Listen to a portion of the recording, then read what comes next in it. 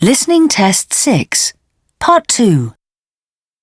You will hear a businesswoman called Jessica Morton talking on the radio about a car journey she made across a desert in Australia. For questions 9 to 18, complete the sentences with a word or short phrase. You now have 45 seconds to look at Part 2.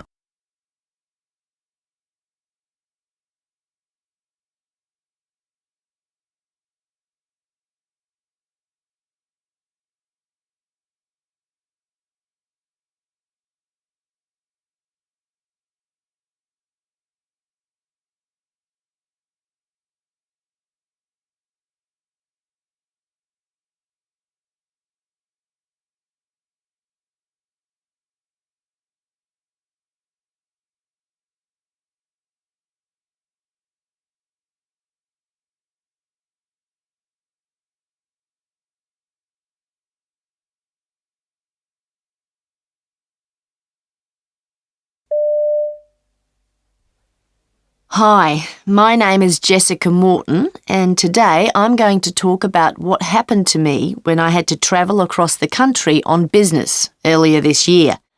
It was a Tuesday morning in the heat of early summer when I had a phone call from my boss saying there would be a meeting the following Thursday afternoon and that it was vital for me to attend. The only problem was that it would be in the town of Alice Springs, in the centre of the country, and I was at a conference in the southern city of Adelaide. An online search revealed that all flights there were already booked.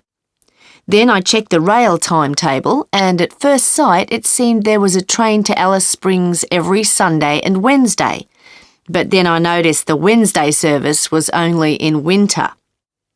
Not really fancying a 21-hour bus ride, I decided to hire a car. I drove north to the town of Port Augusta and from there set off along the long, straight Stuart Highway through the desert. Passing a sign saying Alice Springs 1,050 kilometres, I reminded myself to fill up at the small town of Glendambo, as it would be 252 kilometres until the next petrol station. As I drove into Glendambo, I saw a sign that said, population, sheep 22,500, flies 2 million, humans 30. That made me smile. But a couple of hours after the stop, I started to feel bored. I was tempted to stop and have a look at a dry river valley, and further on there were some trees. But it wasn't until a hill became visible that I eventually turned off the highway to have a quick look at the countryside. I travelled several kilometres along a firm, flat track of red sand, passing a farmhouse and an old abandoned car, and was about to turn round when suddenly I had to brake sharply. I wouldn't have been that surprised to see kangaroos running across the track, as I'd seen some near the main road earlier on, but these were wild horses. Later I recalled hearing there are lots of them in the desert, and camels too. At that moment, though, my only concern was the fact I couldn't get the car moving.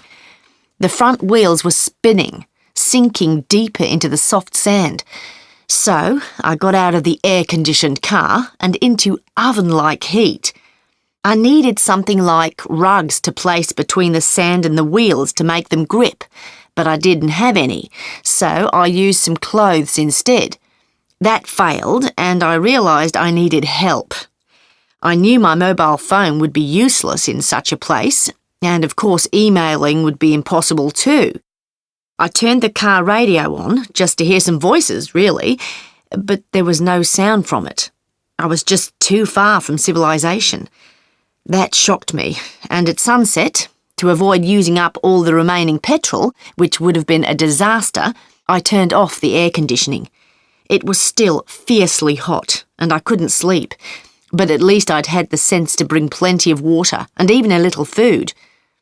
The next morning, I set off for the farmhouse I'd seen. When I finally arrived, exhausted, I found it was empty, with broken windows and no water or electricity, and I began to wish I'd followed the rule of staying with your vehicle if you want to survive in the desert. Fortunately, I eventually managed to get back to mine, and I'd had an idea, so I got to work on it.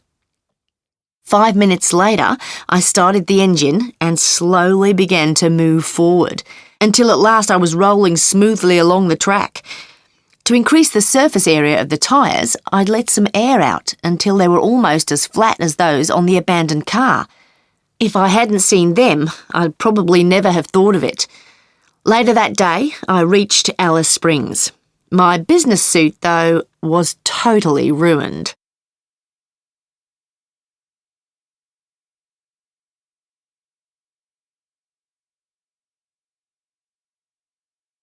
That is the end of part 2. Now turn to part 3.